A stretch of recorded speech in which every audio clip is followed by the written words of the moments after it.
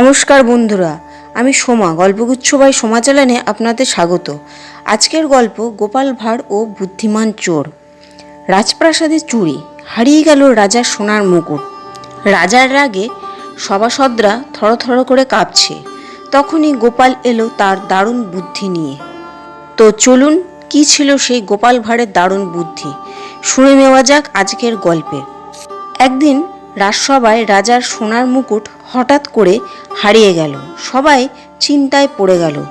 রাজা রেগে গিয়ে বললেন, যদি মুকুট না পাওয়া যায় তবে সব রাজসভার কর্মচারীদের শাস্তি দেওয়া হবে। গোপাল বলল, মহারাজ চিন্তা করবেন না, চোরকে ধরার একটা উপায় আমার জানা আছে।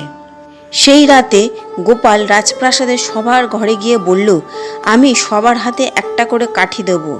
যার কাঠিটা সকালে 1 ইঞ্চি বড় হবে সেই চোর। এই কাঠির জাদু আছে। সকালে দেখা গেল একজনের কাঠি 1 ইঞ্চি ছোট। রাজা অবাক হয়ে জিজ্ঞাসা করলেন, এটা কি করে হলো?